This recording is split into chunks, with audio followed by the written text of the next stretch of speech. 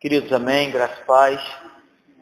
Nosso 10º estudo dessa série de santificação.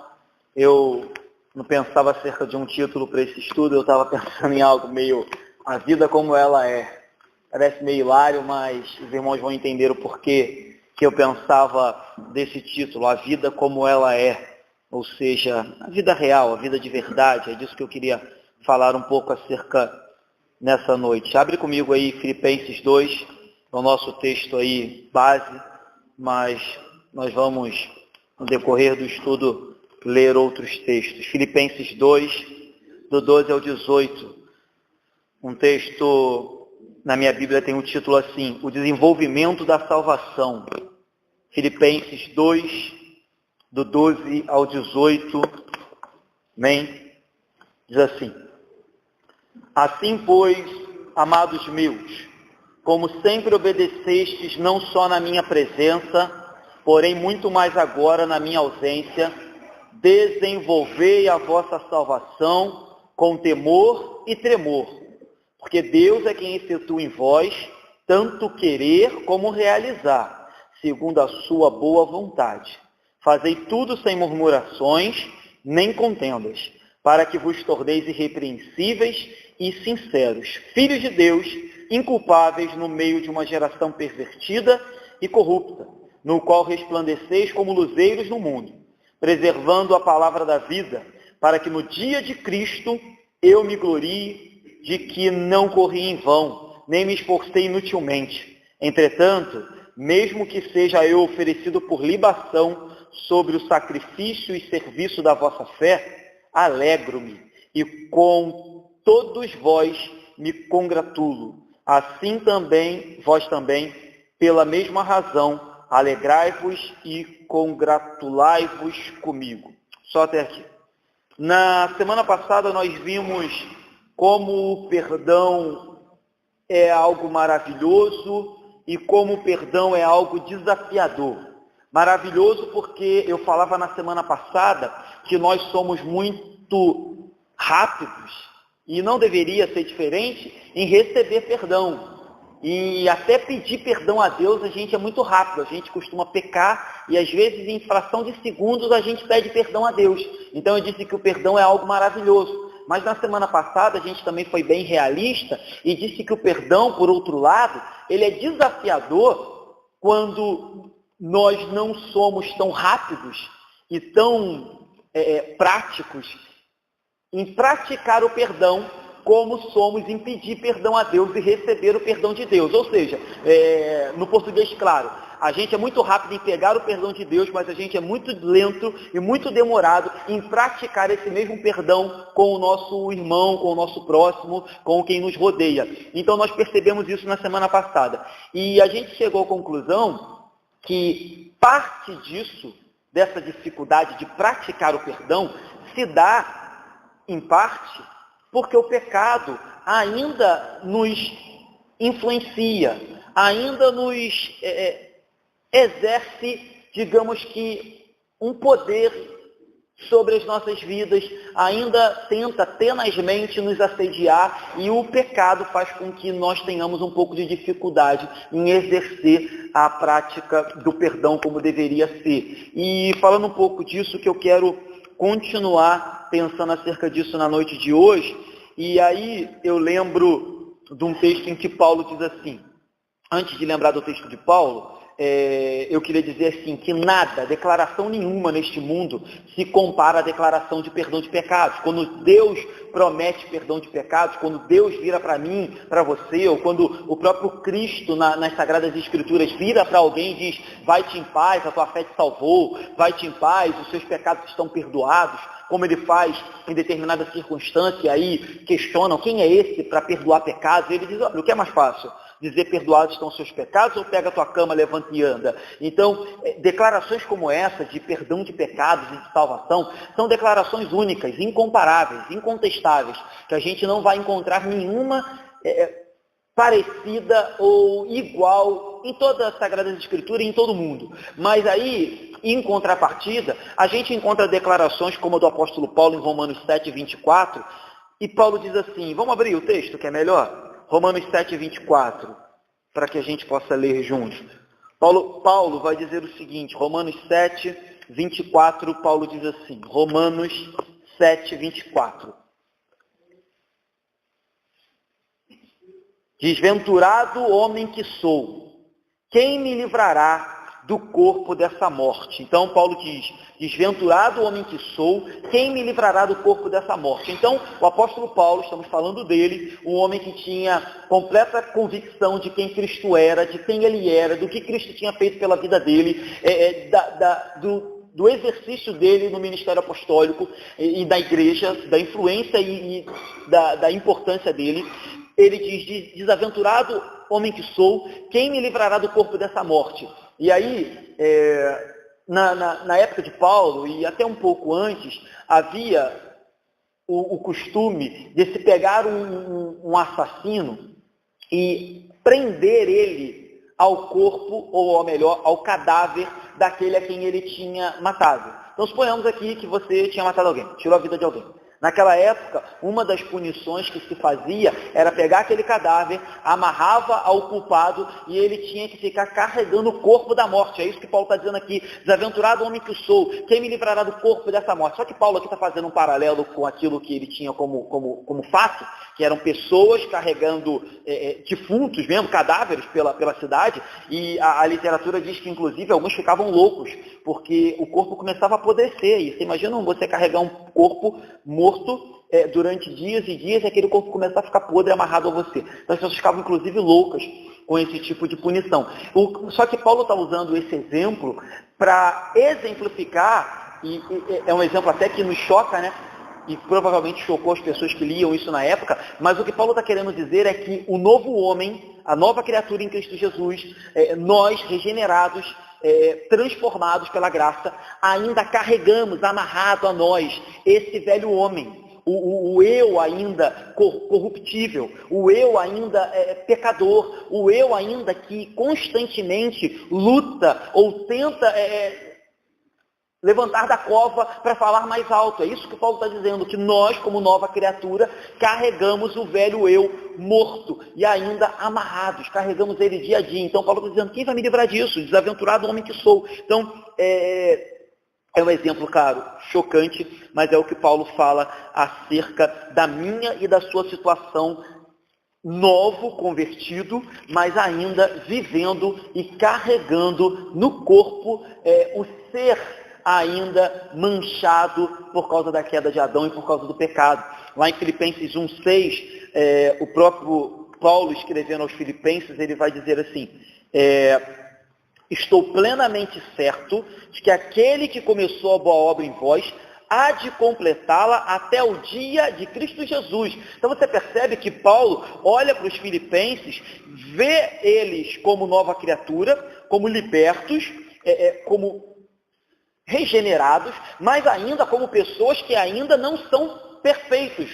Uma obra que ainda está por fazer, por se completar. E Paulo diz assim, olha, aquele que começou a boa obra vai completar, ponto. Mas ele diz, há de completá-la até o dia de Cristo. E o dia de Cristo aqui é referência à volta de Cristo. É o dia em que ele vai se manifestar e voltar para buscar a sua igreja. Então o que Paulo está dizendo, olha, Filipenses, vocês são nova criatura, vocês são regenerados, vocês foram salvos pelo sangue de Cristo, mas a obra de vocês é uma obra contínua e constante que o Espírito Santo vai completar até a volta de Cristo, até o dia de Cristo. Então é isso que Paulo entendia, ou seja, somos nova criatura, mas ainda sofremos influências da velha natureza do que sofre ou que caiu devido ao pecado de Adão. Então, é acerca disso que eu queria tratar hoje, acerca desse tema. E eu lembro que uma vez o Guilherme fez uma pergunta aqui acerca disso, acho que a Laís até estava no dia também, e a gente falava um pouco acerca de já e ainda não. Não sei se os irmãos lembram, que a gente dizia já santos em Cristo Jesus e ainda não perfeitos. E hoje eu queria falar um pouco sobre esses dois extremos, porque dentro desse pensamento de quem o cristão é hoje, agora, por isso que eu falei acerca do título desse estudo, que eu pensei em botar a vida como ela é, dentro desse pensamento, como é a vida do cristão hoje, agora, já salvo, já regenerado, já nova criatura, mas ainda não perfeito, não glorificado. Por isso que eu pensei em falar a vida como ela é. Existem dois extremos errados dentro da teologia, dentro do meio evangélico. O primeiro extremo, e a gente vai estudar os dois aqui rapidamente, nada muito profundo, ele chama-se antinomianismo. Nome feio, mas anti é contra, nomianismo é lei, contra-lei, anti-lei, sem lei. Eu vou explicar o que isso significa. E o segundo erro também, o oposto disso, se chama perfeccionismo, que é a doutrina também que algumas igrejas evangélicas praticam, de que o crente pode se tornar perfeito mesmo aqui na terra. Então a gente vai falar um pouco sobre isso. Dois extremos errados de ver o crente aqui agora, a vida como ela é. Um extremo sem lei, outro extremo perfeição. Vamos tratar um pouco sobre isso. Vou falar primeiro acerca do ponto de vista sem lei, antinominiano. Sem nominiano lei. Os sem lei ou anti-lei são, e aí eu vou sempre colocar entre aspas, aqueles cristãos, e aí cristãos entre aspas, que alegam que hoje não existe mais nenhum tipo de lei e nenhum mais tipo de regra, conduta que o crente deva se submeter.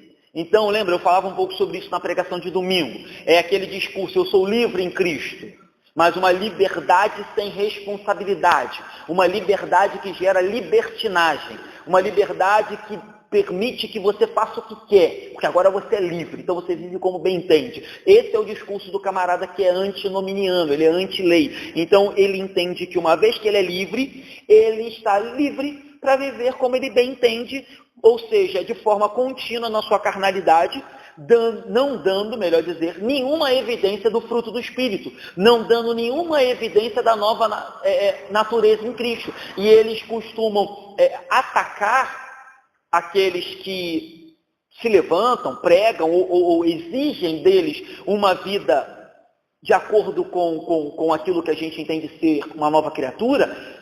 Eles chamam essas pessoas de legalistas, de fariseus, querendo dizer que as pessoas estão querendo jogar sobre eles um jugo que não existe mais, porque a lei foi abolida e que agora eles são livres em Cristo e podem fazer o que querem. Então aí você vai ver, entre aspas, cristãos carnais, que eu me recuso até a dizer que são cristãos de verdade, mas enfim, um monte de lobo e de joio que está dentro da igreja, que se portam da seguinte maneira: se entregam a práticas sexuais antes do casamento, se entregam a bebedices, e aí eu estou dizendo bebedices, não estou dizendo nem o uso moderado do álcool, como um vinho, que seja, falando em bebedice, se entregam, enfim, a mais diversas formas de pecado e de mundanismo que você possa imaginar. Não vou ficar aqui perdendo muito tempo relacionando cada um disso. Mas esse é o pensamento do camarada que tem essa,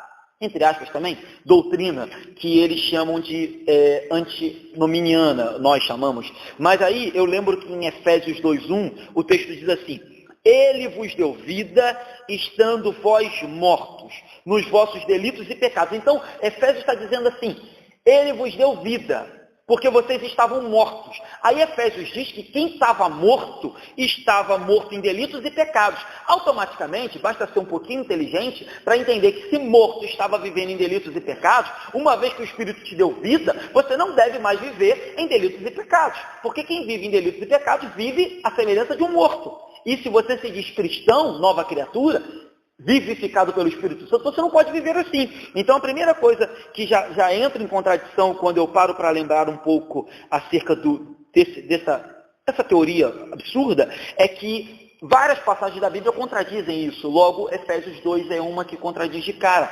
Então, os antinominianos, eles pensam que basta a profissão de fé. Ou seja, basta falar, não precisa ser. Basta declarar, basta você professar. Não é necessário você ter uma vida de santidade. Não é necessário você ser nova criatura. Basta você dizer que é. E é aquilo que, há um tempo atrás, eu lembro que eu criticava aqui, de algumas igrejas evangélicas, que insistem para que as pessoas levantem a mão no culto e aceitem a Jesus, sendo que depois daquilo, aquelas pessoas nunca mais têm nenhum compromisso com Cristo, nenhuma permanência na presença do Senhor, mas aquelas pessoas se julgam salvas porque uma vez eles levantaram a mão, fizeram a oração do pecador arrependido, o pastor disse do púlpito que eles estavam salvos em nome de Jesus, e eles saem por aí pelo mundo achando que estão salvos, porque uma vez eles levantaram a mão, falaram, aceito Jesus, Jesus entra no meu coração e está maneiro, acabou, está salvão.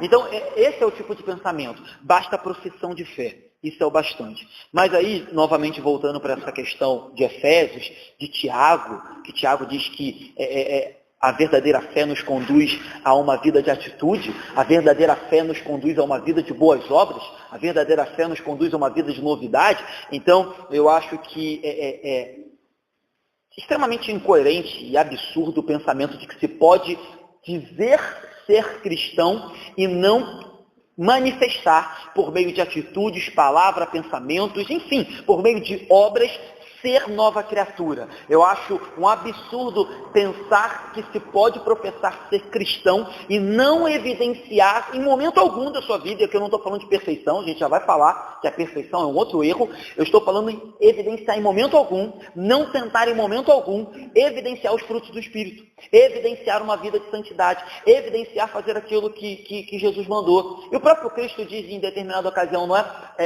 não são aqueles que me chamam de Senhor, Senhor, que herdarão o reino dos céus, mas aqueles que fazem a vontade do meu Pai que está nos céus. É isso que Cristo deixa bem claro. Então, eu entendo que, claro, eu diria, isso é um absurdo, mas isso é um absurdo e a gente tem resposta para isso. É um absurdo que vem ou provém de uma mente carnal, pecadora, que ainda não foi regenerada. Porque uma mente regenerada nunca vai chegar a uma conclusão absurda dessa de entender que a graça de Cristo, um sacrifício tão grande, o sangue dele derramado na cruz, é motivo para eu viver uma vida libertina, uma vida miserável, uma vida como eu bem entendo. Então, eu acho que, claro, acho que isso é um absurdo, mas entendo que isso vem de uma mente pecadora. Mais um texto ainda, para a gente continuar nessa questão de que é um absurdo, Romanos 6, viver como bem entendemos, Paulo diz assim em Romanos 6, que diremos, pois? Permaneceremos no pecado para que seja a graça mais abundante? De modo nenhum. Como viveremos ainda no pecado? Nós, os que para ele morremos. Então Paulo diz, olha, nós vamos continuar vivendo no pecado? De modo nenhum, nós morremos para o pecado.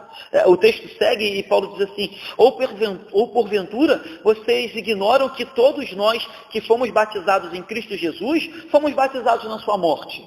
Paulo diz, olha, nós estávamos lá. Se você crê em Jesus verdadeiramente, você estava lá. Você foi batizado junto com ele na morte dele. E a morte dele traz para você automaticamente morte para o pecado.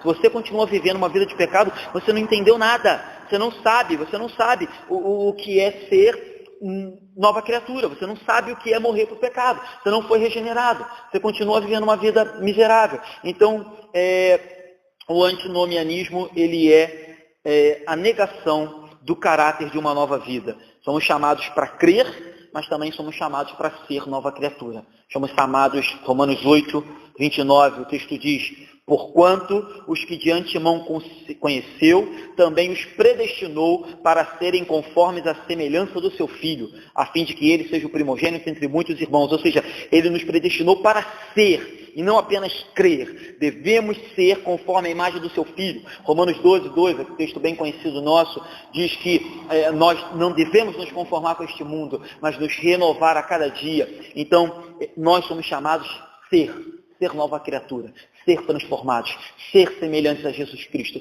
sermos cristãos de verdade e não apenas crer, não apenas ter uma fé mística, uma fé imaginária, uma fé enfim.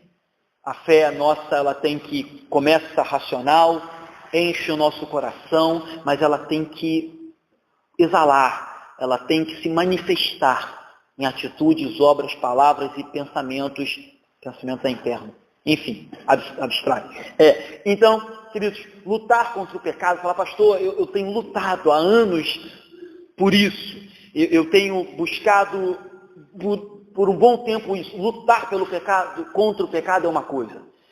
Se entregar, se conformar, aceitar, aí já não é atitude de cristão. Não é, nunca foi e nunca vai ser. Eu compreendo um crente que diga, pastor, eu tenho vivido um momento de luta, eu tenho pelejado, eu tenho resistido, tem sido difícil, mas eu tenho lutado contra esse determinado pecado. Mas eu não consigo conceber alguém que diz que é cristão, mas que chegou ao ponto de falar, não tem mais jeito.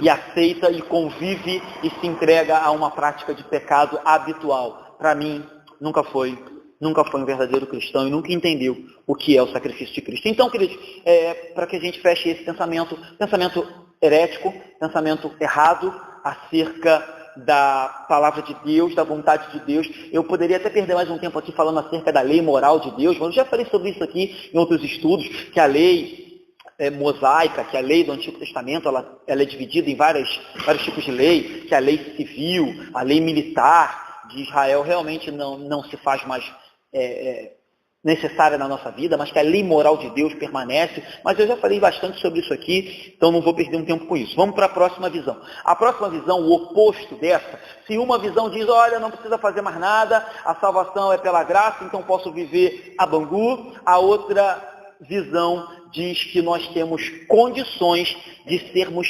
perfeitos moralmente falando. Ou seja, eu fico imaginando o tamanho da distorção bíblica ou o tamanho da distorção que aquela pessoa tem de si mesmo para chegar a essa conclusão. Porque assim, ou você se superestima, olha no espelho e fala, caramba, eu sou bom mesmo, já consigo cumprir todos os mandamentos de Deus, não peco mais, sou perfeito. Ou você se acha, ou você faz o contrário.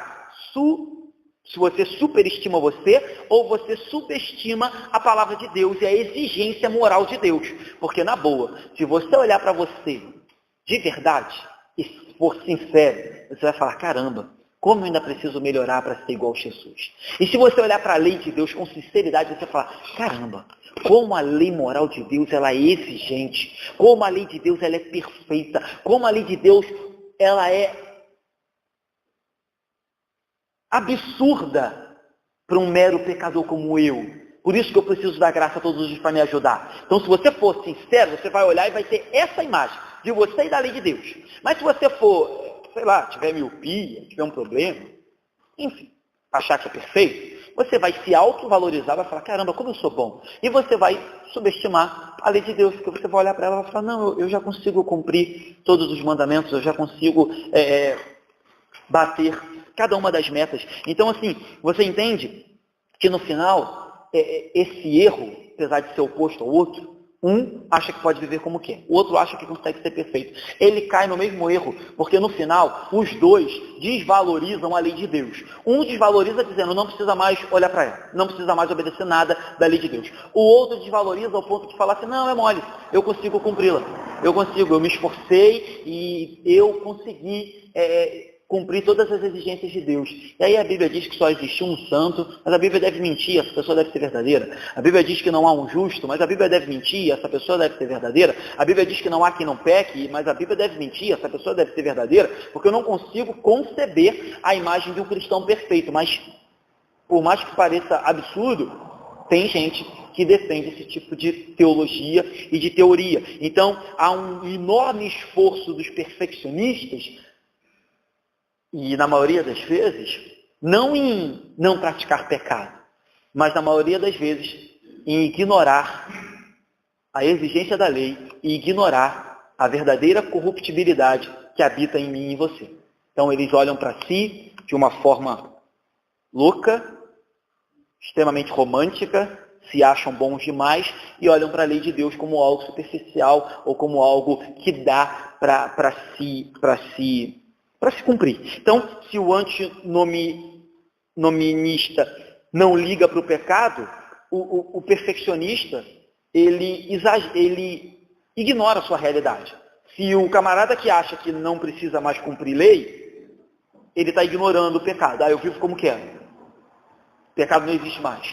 Em contrapartida, o camarada que vive na outra ponta, que acha que pode ser perfeito, o que ele está fazendo é dizendo que o pecado não mais tem poder sobre a vida do ser humano, e a gente sabe que não é isso que acontece. Então, voltando para cá, queridos, queria só ler alguns textos, como eu disse, são muitos da Bíblia que falam para que nós tomemos cuidado por causa da nossa condição, mas aí eu queria ler Jeremias 17, que é um texto bem conhecido, e 1 João, que a gente tem lido semanas após semanas aqui, que fala sobre essa realidade.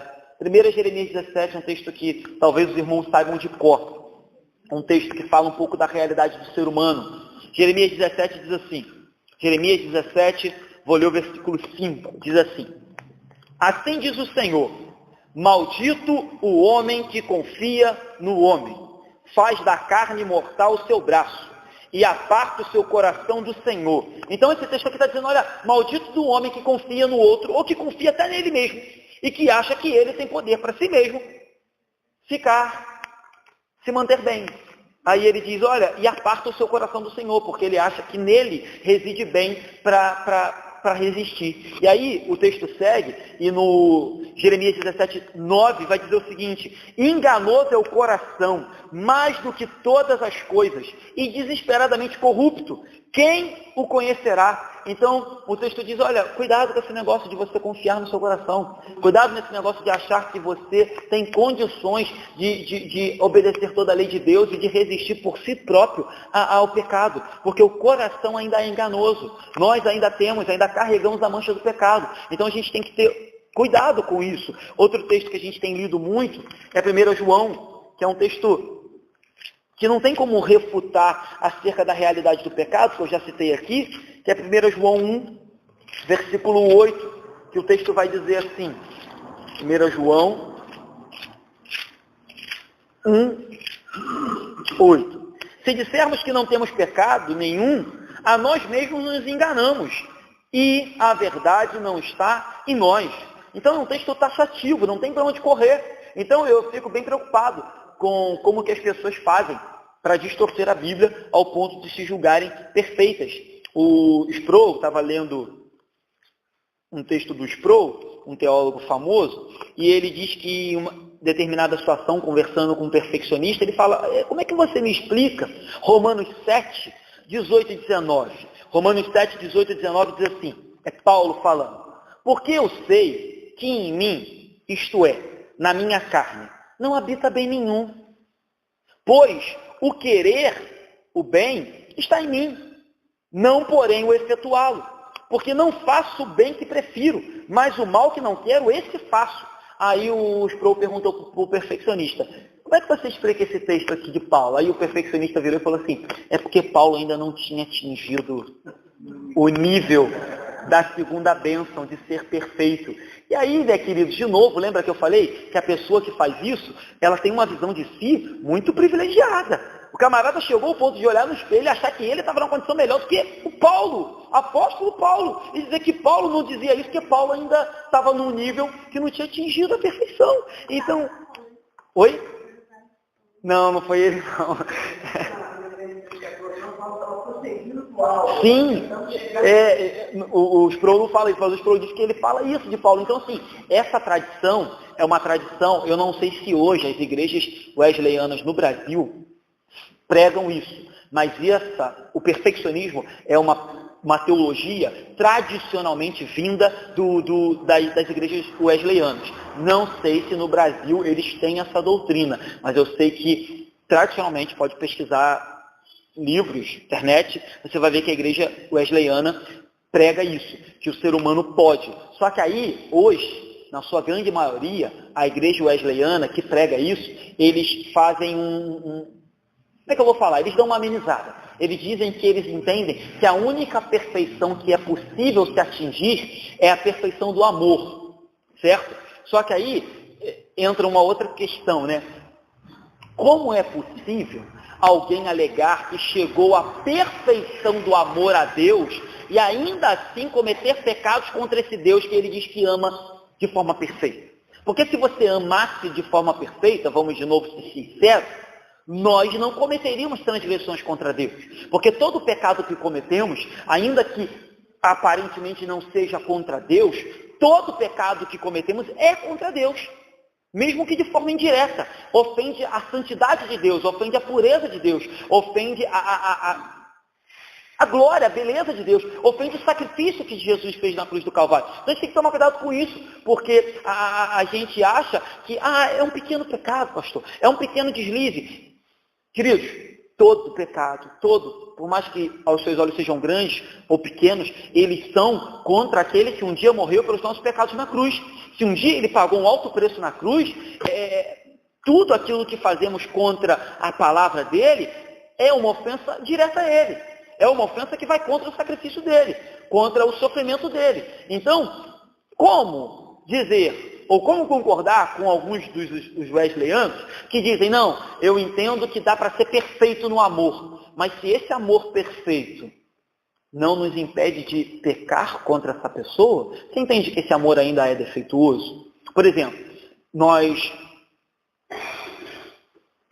professamos juras de amor para o nosso próximo, né? Seja você para o seu marido ou você para a sua esposa, vice-versa, a gente professa juras de amor. Falar algo aqui, o pessoal vai falar, pastor, está acabando com o meu mundo de fantasias. Mas, no fundo e na última instância, o amor que você sente pelo seu marido, ou o amor que seu marido sente por você, ele não é perfeito. Por mais que ele faça juras de amor e diga que é perfeito. Porque o amor perfeito, em última instância, ele jamais, em hipótese alguma, faria qualquer coisa para magoar, para ofender. E aqui, sejamos de novo sinceros, a não ser que você não queira ser sincero, eu gosto de sinceridade. Dificilmente você vai ter alguém que consiga levantar aqui hoje e falar, pastor, olha, no meu relacionamento, o amor da minha esposa e do meu marido para comigo é perfeito. Ele jamais praticou algo que pudesse me deixar chateado, me ofender, pudesse ser interpretado, aqui eu não estou falando só de relação fora do casamento, interpretado como uma traição. Jamais ele contou uma mentirinha para mim, porque mentir também é uma forma de você trair a confiança do próximo. Jamais, pastor. O meu marido, a minha esposa, tem um amor perfeito. Eu duvido, queridos, que alguém consiga levantar aqui hoje e falar isso. Então você entende que ainda o amor que a gente... É algo mais palpável, né? Que a gente tem amor entre homem e mulher, amor entre mãe e filho. Ainda esse tipo de amor não é perfeito. Então você fala, não, eu amo a Deus de forma perfeita. Gente, vamos ser sinceros. A gente esquece de orar pela comida, de agradecer. A gente esquece de agradecer pelo ar que respira. E eu falo por mim. A gente esquece facilmente. Como eu falava domingo, um espinho na carne é o suficiente para a gente esquecer de agradecer, esquecer de ter gratidão, esquecer desse amor que a gente, né? E aí, de novo, não que você seja proibido de fazer isso, faça isso. Declare que ame a Jesus, declare que ame a Deus. Faça, mas sempre faça com os pés no chão, sempre querendo mais.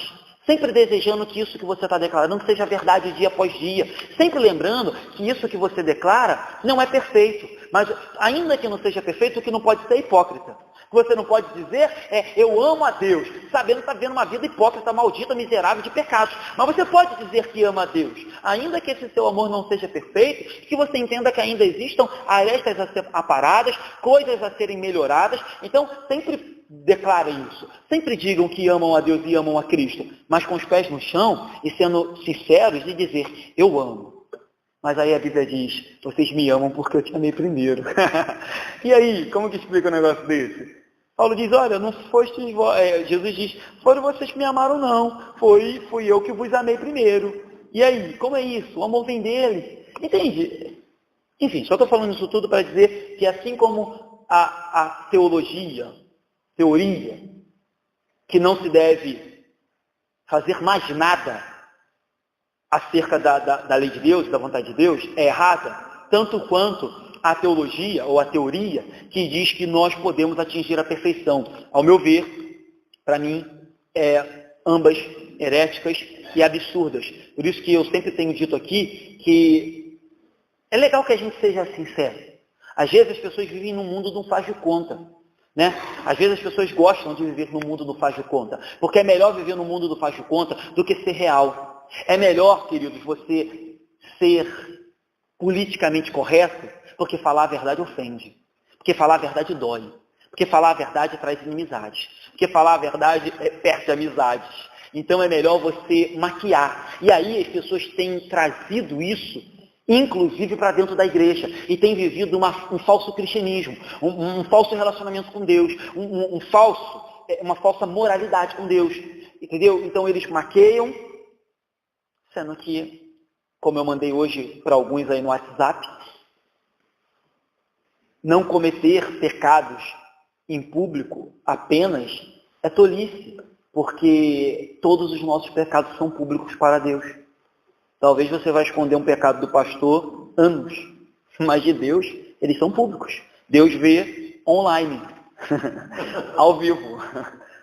Então, é tolice, certo? Voltando para cá, vou falar um pouquinho do que eu entendo ser a visão bíblica. Então, se estar nem aí para a lei de Deus é errado, e se julgar perfeito é errado, deve haver uma visão bíblica, deve haver um meio termo, deve haver uma visão racional e verdadeira que nós devemos seguir, e é assim que penso. Vamos lá para 2 Coríntios 11, ver o que Paulo entende acerca disso, ou o que Paulo tem para nos falar. 2 Coríntios 11, versículo 24. 24 e 25 diz assim: 5 vezes recebi dos judeus uma quarentena de açoites menos um.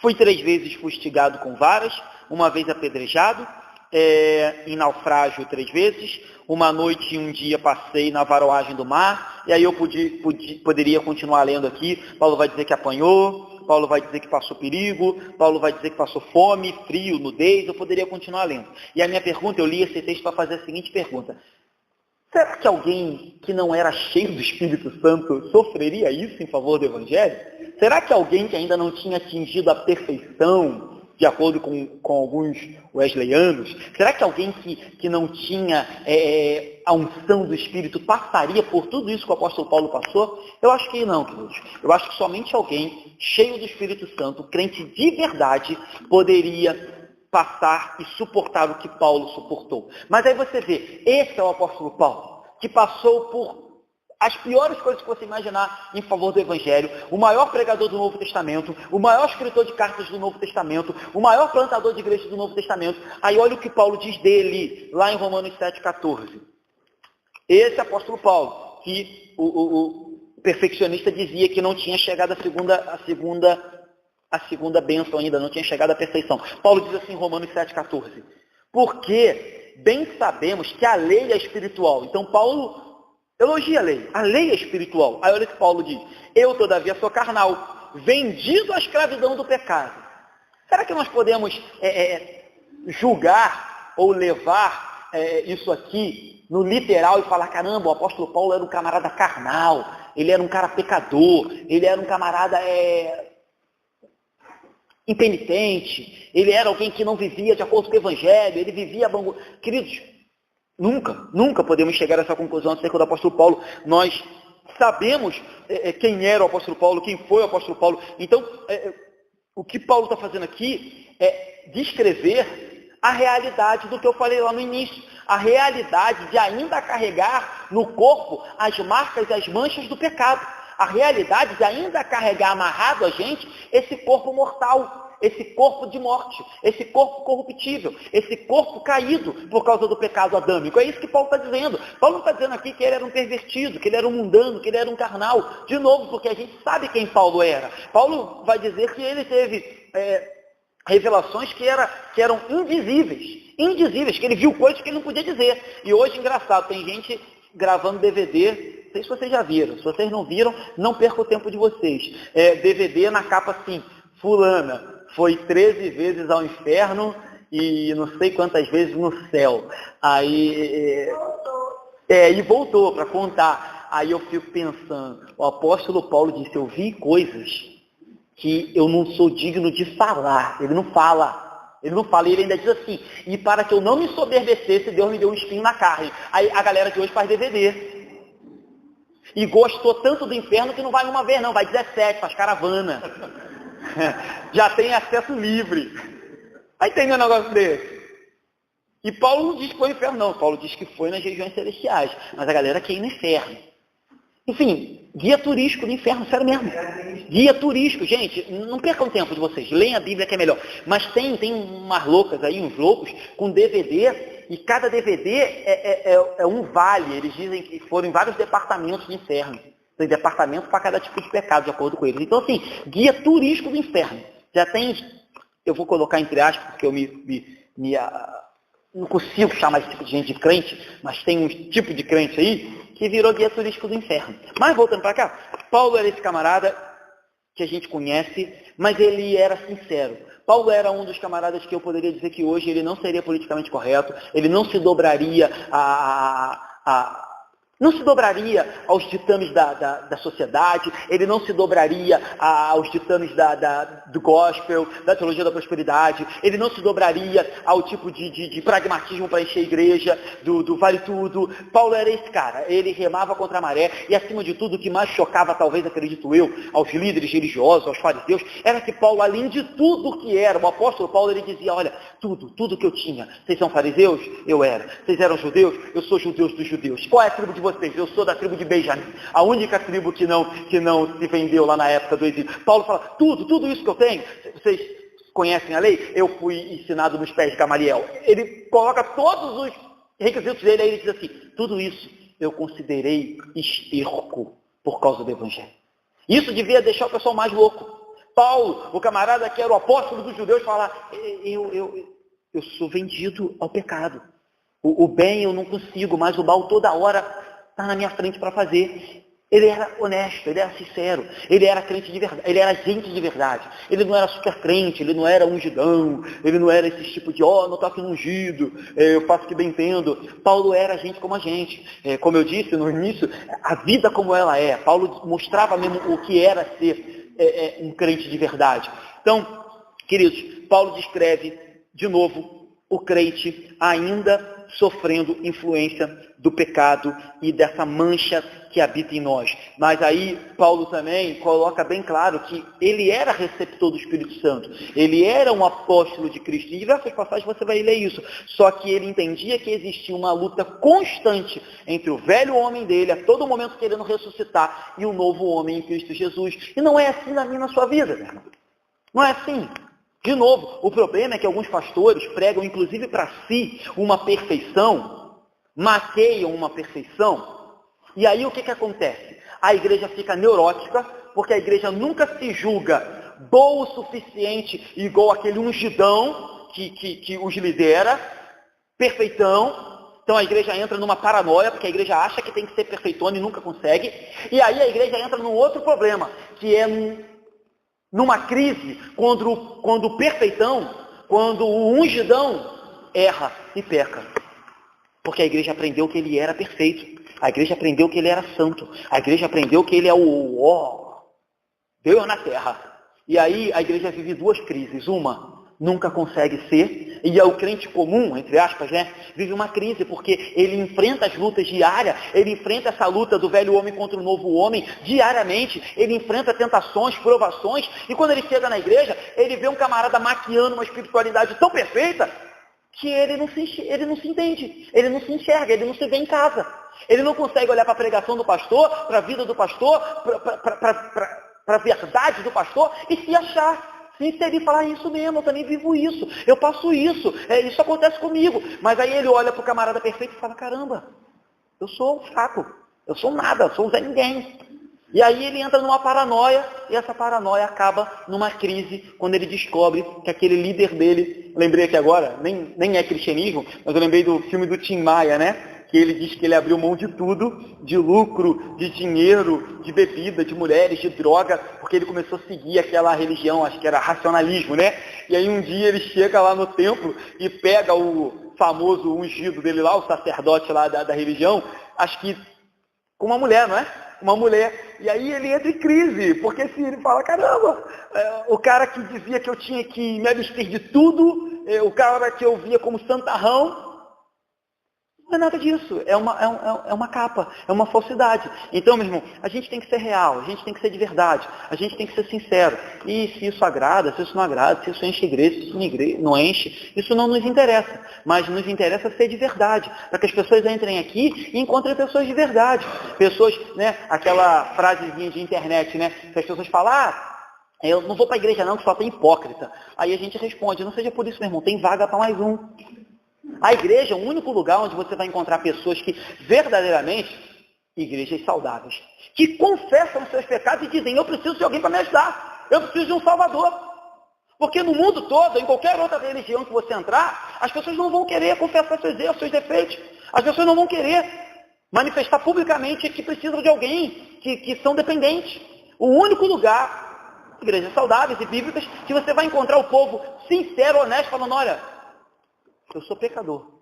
O único lugar que você vai encontrar alguém falando, olha, você é ruim, hein? Eu vou falar, eu sou pior do que tu imagina. É no cristianismo. Porque você olha para Cristo, olha para você e fala, caramba, eu não sou bom. Como eu já falei aqui várias vezes. Quando você olha para o irmão do lado, você vai se sentir bom. Porque provavelmente você vai ser melhor do que alguém. Mas quando você olha para Cristo, você fala, caramba, eu preciso melhorar muito. Eu preciso muito ainda. Eu preciso aprender muito. Eu preciso que ele me quebre muito. Faz um vaso novo, é todo dia. Renova-me, é todo dia. É todo dia. Então, é uma luta constante rumo à glorificação. Não é isso que a gente colocou como título do nosso estudo? Santificação, uma luta constante rumo à glorificação. É luta. É luta. Infelizmente, tem gente pregando outra coisa, tem gente ensinando outra coisa, tem gente vivendo outra coisa. Por quê? Porque é interessante. É interessante.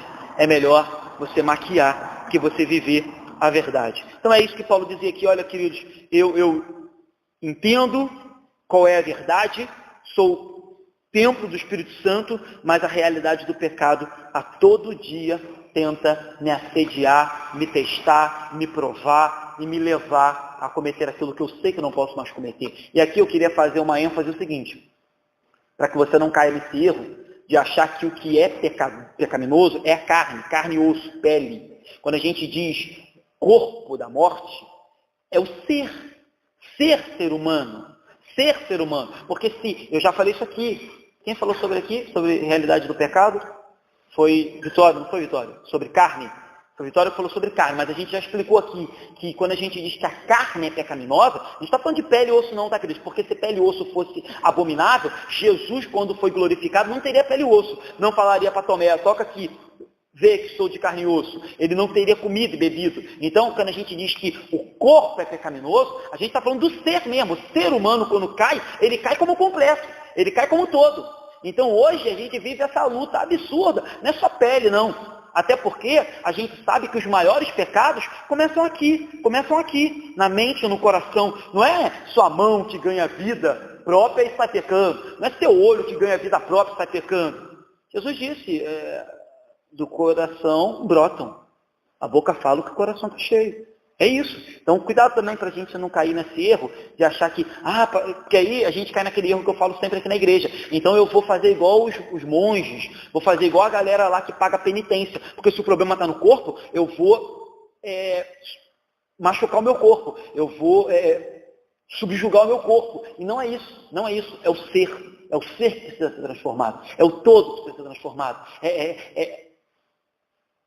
E aí, até coração aqui na Bíblia é usado de forma não literal, porque a nossa tradução, eu acho que eu já falei isso aqui, a nossa tradução entendeu por bem colocar coração, mas algumas traduções mais antigas interpretavam no lugar de coração as vísceras, porque assim, não tem quando você está nervoso, dá aquele frio na barriga, dá aquela remexida que você fica logo nervoso. Eles entendiam naquela época que as emoções também vinham daqui. Então hoje a gente é muito o coração. O coração palpitou, pastor, o coração acelerou. Mas algumas traduções bíblicas alegam que a fonte, a gente diz, a fonte é o coração, a nossa tradução. Ou seja, a fonte é o interior. Porque algumas traduções dizem que, inclusive, essas coisas vêm até das vísceras. Então, enfim, só para deixar os irmãos bem atentos, que a gente não está falando aqui de carne e osso, para que ninguém saia daqui procurando penitência. Eu já dei esse exemplo várias vezes, sempre dou esse exemplo. Lembro de um tio meu, novo convertido, que ele acabou de ler, se o teu olho te faz pecar, arranca, se tua mão te faz pecar, tira fora, e ele era, na época, assim, recém-convertido, né? Ele tinha um grupo de pagode, era muito mulherengo, e eu fiquei logo imaginando, assim, que a luta que ele devia ter, ele devia ainda ter uma dificuldade em não olhar para o que não devia, em não cobiçar o que não devia, e eu fiquei falando, olha, não arranca nada aí não, porque daqui a pouco ele parece cego. E já falei isso aqui também, dizem, nunca vi, mas tem testemunhos de pessoas que já, assim, se cegaram por levar literalmente, ao pé da letra, o que estava escrito nessa passagem que Jesus disse: se teu olho te faz pecar, arranca, porque é melhor entrar no reino dos céus cego do que perder a vida eterna. Então, voltando para cá, queridos, ainda em Romanos 8,13, o mesmo Paulo que disse que era vendido ao pecado, ele diz assim, Romanos 8,13. Romanos 8,13. O mesmo Paulo que disse que sabia que era uma luta que ele vivia contra o pecado, ele diz assim: porque se viverdes segundo a carne, caminhais para a morte, mas se pelo Espírito mortificardes os feitos do corpo, certamente vivereis. Ou seja, Paulo mostrava que havia sim, contradizendo os antinomianos, havia necessidade de ainda batalhar para viver no Espírito e não se deleitar na carne, e contradizendo os perfeccionistas, Paulo dizia que havia uma necessidade de batalhar de forma contínua para crescimento em santificação, mais uma vez contradizendo tudo aquilo que a gente já falou até agora. Então, ainda lutamos, pois estamos num estado de santificação, aguardando a segunda vinda de Jesus para sermos glorificados. Até lá, creio eu, o Espírito nos capacita a mortificar e lutar contra o velho homem. Vai ser fácil? Não. É mole? Não. Em algumas áreas serão mais fáceis, em algumas situações serão mais rápidas, outras serão mais difíceis, mais demoradas, mas eu creio que todo crente que tem o Espírito Santo o capacita a resistir. A resistir. A questão é que, e aí eu creio que existe uma responsabilidade nossa nessa participação, até porque o texto que a gente leu de entrada é um texto que eu já citei aqui algumas vezes. Filipenses 2 diz assim, assim, pois, amados meus, como sempre obedecestes, não só na minha presença, porém muito mais agora na minha ausência, olha o que Paulo diz: desenvolvei a vossa salvação com temor e tremor. Então Paulo fala, olha, vocês têm responsabilidade de desenvolver. Então Paulo mesmo mostra aqui que a vida cristã, a vida dos filipenses, não é um ponto final. É uma caminhada contínua de desenvolvimento no temor e no tremor da salvação. Então, responsabilidade do homem. Mas logo em seguida, Paulo diz assim: porque Deus é quem efetua em vós o querer e o realizar segundo a sua boa vontade. Então, apesar do homem ter responsabilidade, o efetuar, o querer vem de Deus. A capacidade vem de Deus. Quem derrama essa capacitação é o Espírito Santo, como eu falei. Então o problema é que quando nós não buscamos o Espírito, não nos alimentamos do Espírito, não usamos dos meios, que eu já falei aqui na igreja 20 vezes, os meios de graça, oração, leitura da Bíblia, comunhão, sacramentos, ceia e batismo, quando nós não usamos dos meios de graça para nos alimentar do Espírito, para que Ele nos dê, de acordo com a sua vontade, o efetuar e o querer, de acordo com quando a gente não faz isso, a tendência é que a gente se entregue a uma vida de pecado, uma vida maldita, e aí entra o camarada cai na teoria antinominiana e diz, não, é porque eu não consigo, ou é porque não precisa, ou aquela famosa jargão, a carne é fraca. Amém? Se a carne é fraca, queridos, por que você não consegue vencê-la? Se a carne é fraca, uma outra frase de caminhão diz, né? Pecado não é vitamina para que você dê a ela. Então, para fechar, não cremos que podemos viver de qualquer maneira, porque isso é libertinagem, isso não é liberdade. Eu falei domingo, liberdade sem responsabilidade é libertinagem. Não cremos que somos perfeitos, nem que alcançaremos nessa vida. Cremos que essa vida é uma luta constante rumo à glorificação, uma vida crescendo e buscando sempre o revestimento do Espírito.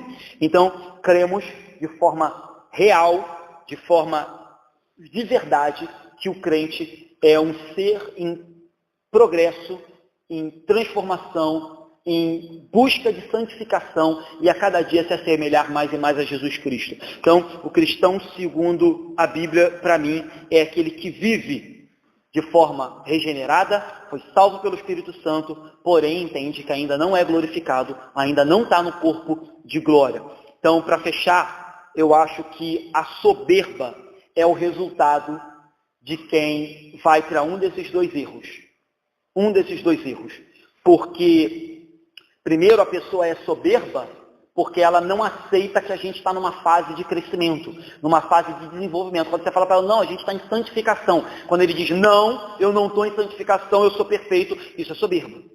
O segundo lado, ele é soberbo quando ele diz, não, eu não preciso obedecer nada acerca da lei de Deus, não preciso andar de forma santa, porque eu vou ser salvo de qualquer maneira, isso também é soberba. Então, para mim, os dois erros, no final das contas, vão redundar numa soberba, porque ou se é soberbo porque você pensa que já fiz tudo, precisava, estou perfeito. Ou você é soberbo porque você pensa que pode andar como quiser, porque não precisa fazer nada para agradar a Deus. Então, gente, a gente termina